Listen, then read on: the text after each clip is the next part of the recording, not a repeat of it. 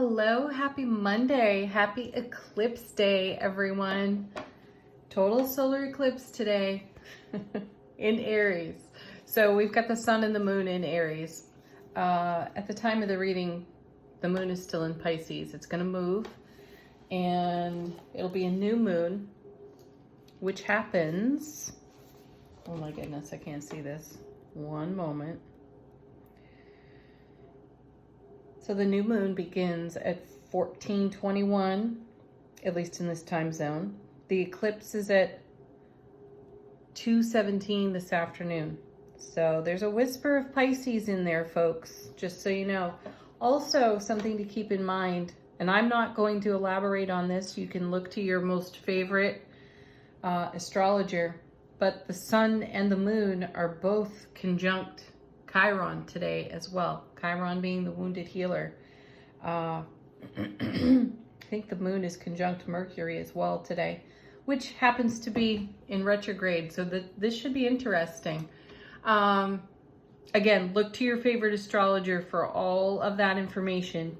The purpose of these cards today is to really focus on the energies of the now moment, how you may engage them to your highest and greatest benefit, and how you may invest in yourself for the oncoming. What are you going to make of this rare and uncommon energy within the eclipse today?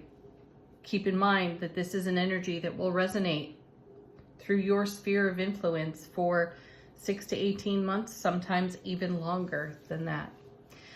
And this one is pretty significant for us as well. Let's see what the cards have to say. We've got the Witch's Tarot on the table. And our first is, as we tune into the energy atmosphere, we have the Four of Pentacles. Fabulous card, because this is a card that, first of all, is super stable and grounded. That's an energy we definitely want to be standing on or within, acting from, taking action from. The Four of Pentacles. This is a card of recognizing that we have something of great value to offer in knowing the divine moment in which to share what we have to offer in a very stable, grounded, heart-centered way. I know that this card is referred to as, the miser in tarot. I just don't feel it. If it were reversed, sure, that would mean that we're not sharing in some way. But this is a very stable, centered, awake, aware, alert kind of card for me. So we are aware of our bounty and our abundance and what we have to share with our bounty and our abundance, and we choose wisely in that sharing. We have now the Page of Pentacles, another excellent card for us. I would not be surprised if we begin to see a turn of energy in the cards where we pull more pages or we pull lower number cards out of the minor arcana, because I feel that we're in a brand new beginning and a fresh start, which we've seen with all the aces. And we focus on that a lot anyway in our readings here. Though with the Page of Pentacles, we're investing in what grows. See, we're spending our energy wisely, which is confirmed for us by this beautiful Four of Coins. So we had a card reading last week where we talked about being impetuous and potentially dipping our toe in the water of being frivolous with the way we share energies. We were encouraged to keep an eye on or a presence on that potential. And that's been eradicated when you look at these two cards. There is no potential for impetuousness. Spontaneity, absolutely. Impetuous is more of an ungrounded energy. So we've got great grounded energy, and we're very wise to how we invest our presence in any activity and any connection with others. Next set, two cards. First is, nice, the High Priestess. Yes, because we are so finely tuned to our inner oracle, our intuitive gifts and blessings, and we're allowing this to guide us because we've got enough experience at this point in the journey that we rely more on our intuition than we do on any news that we hear anywhere, whether it's through the media or through conversation with others that we know, love, and trust. We're feeling our intuitive gifts whisper and bless us in every moment. So whisper to and bless us in every moment. And then we have now the Three of Pentacles. Wow. So that's happening here. So we've got this nice, fresh novice page over here in the Suit of Pentacles. Now we have the 3 and the 4 in the Suit of Pentacles. Combined with the High Priestess. So we are absolutely focusing with great self-mastery and loving intent. We're not being shaken from that focal point within our own self-relationship, and it's beautiful. The Three of Pentacles is building something that stands the test of time, which creates something of great value, again, over here with this 4. And investing in what continues to grow, we're bringing out our self-mastery within our intuition there so that we do not spend our energy frivolously. How beautiful is that? Next set 2 cards. First is, oh, wow. So now we have the Hierophant for the High Priest in this deck. So we've got the High Priestess and the High Priest together in the reading. This is number 5 out of the major arcana. So there's an energy of change there. And there's also an energy of us choosing to challenge the status quo, which is perfect. And what an auspicious day to do that. We've got a lot of Aries fire. We've got a lot of conjunct and interesting energy up there in the heavens. Again, consult your favorite astrologer on YouTube or wherever you watch them. And with the High Priest or the Hierophant there, we're taking a look at what serves us, and we are blazing our own trail. Whenever I see the High Priest, I think of us blazing our own trail. This is also a card of education and information,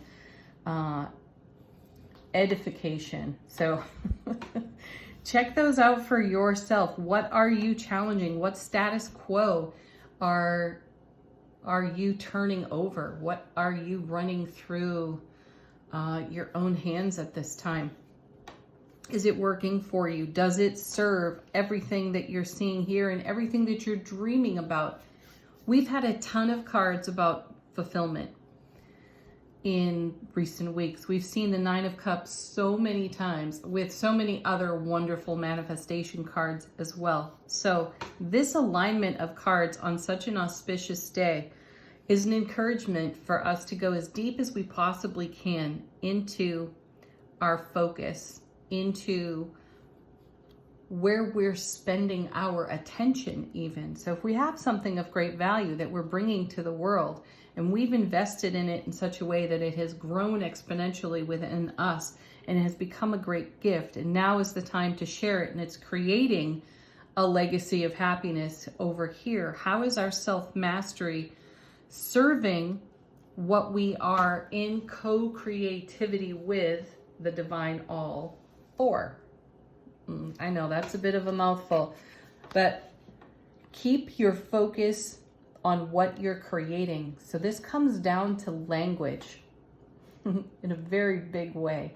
This is why we talk so much about our ego presence and offering it unconditional love, kindness, and validation so that we can let go, High Priest, of some old things that don't serve us. And we can instead be fully guided by our intuition because we're building a legacy of happiness that stands the test of time for us. So it really does come down to language. Focus on your I am statements today and what follows that, because that's a creative statement. How many times do you hear out in the world when you politely converse with other people and you hear them say, I am so blah, blah, blah, and something negative follows that? You're witnessing that individual create that scenario for themselves. They've just attracted that. Now, if you're feeling something less than favorable, An I feel statement is validating. So there's the reminder for you. Get your I feels and your I ams straight today. It's important.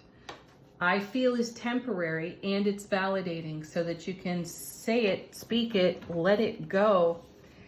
Follow it up though with a profound I am truth for yourself. Excellent. Okay. Wow. So the High Priest is paired with the Hermit. Yes. How perfect, especially in light of what I just shared with you. You know, some of these things that come out in I am statements, they come from the deep, dark recesses of our subconscious. And that's all programming. And oh my gosh, behavioral training from our youth, really, and our peers and our elders of the now. You'll hear it. You'll hear the negative I am statements all over the place, and you'll recognize that you've heard them your whole life long. And the High Priest here is challenging you to recognize that so it doesn't become a pattern, a program, a tape loop in your subconscious. And here's the Hermit holding the lantern to shine the light on any of that BS that's going to hobble you or limit you in the fulfillment of your dreams. Because with all the fulfillment cards that we've had in recent readings, we have a lot of bounty and a lot of abundance sitting right here on our foundation. And that's a whole lot of opportunity for us, which can be marginalized if we speak in a lower vibration with negative I ams, co-creating for ourselves a negative pattern that we have to continue to work on. So be present, be awake, aware, and alert with this, because it's an emphatic message coming out of these cards. Let's see what's next. Excellent. Queen of Wands, the Fire Queen, Aries, Leo, Sagittarius. Yes. There's the attitude. There's the composure we can all adopt here. And it's this queen. She is the center of attention. She lights up the room. She does not try to make that happen simply by showing up in her authenticity. Who she is, as she is. She knows how to garner her gains and wield them. And that's what we're being encouraged for here. So bring your fire in this very unique time and set off a trailblazing experience, catalyst for yourself for the next 6 to 18 months by engaging this amazing eclipse energy and make the very most out of your life journey that you possibly can. So what is this queen paired with? Oh, nice. The Chariot. How would you want to go forward from this eclipse? Yes. Dynamically, without hesitation. Number 7 out of the major arcana. Heaven touching earth within our own heart space and traveling the journey of our spiritual path in this kind of momentum. That's amazing. Bring all your fulfillment, all of your engaging, inspiring ideas.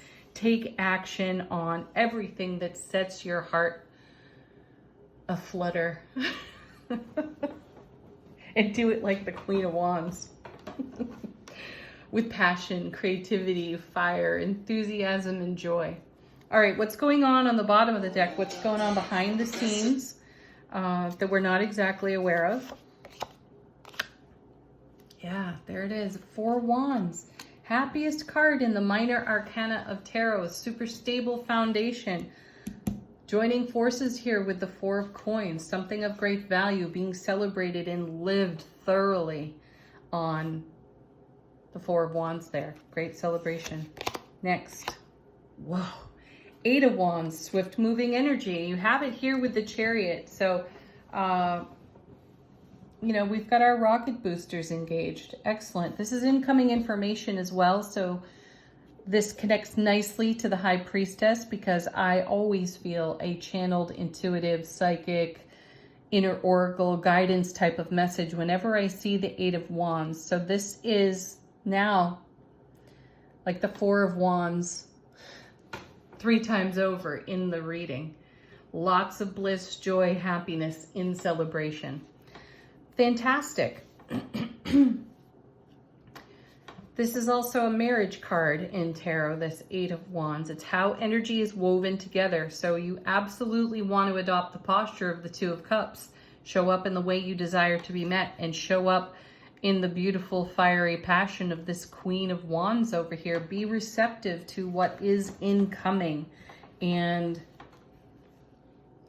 stay really keenly tuned to what's going on with your I ams and your I feels, because the energy will move swiftly and profoundly to create whatever you're putting in front of, or excuse me, whatever you're putting after I am. Look at that. The sun. And on Eclipse Day too. Happiest card in tarot, two of the happiest cards in tarot coming off the bottom of the deck. So this is what's just behind the scenes and not necessarily obvious to each and every one of us, as we're over here being really focused on where we're spending our energy.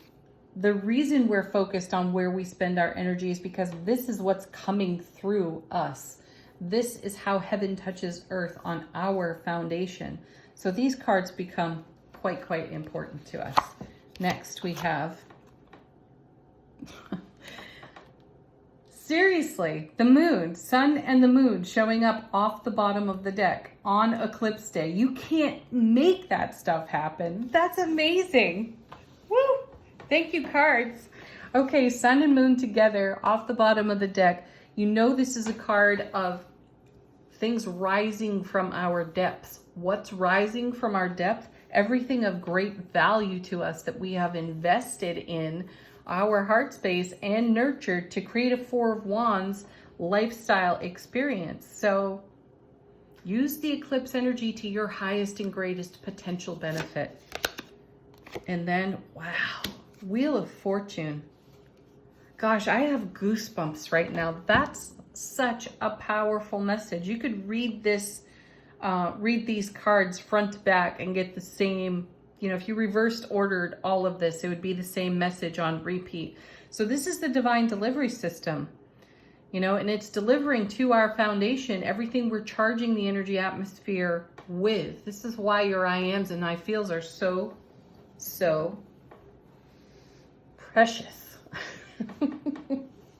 Take a look at it. Wow. Yeah, I don't think I need to say any more about that. You all get it. I know you do. I can feel it. Angel answers. This is your opportunity to put a question to the deck while I shuffle. Get confirmation. Maybe a new message, fresh message from your own guides, angels, and ancestors.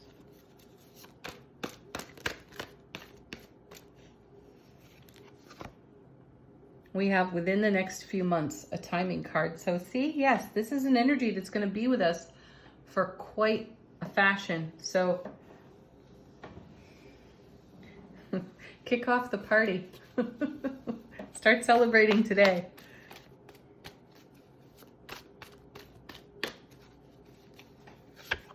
Don't stop. Don't quit now. Whatever it is you've been nurturing, manifesting, it's worth continuing. There's no need to worry.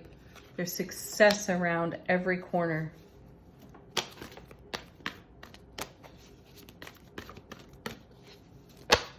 Ooh. And here we go again. More timing in the near future. Yes, rapid manifestation energy here, especially with the Eight of Wands and the Chariot on the table. Final word on the reading from this beautiful Soul Power deck, created by one of my besties, Janet. How is our soulful presence informing our waking consciousness? And we have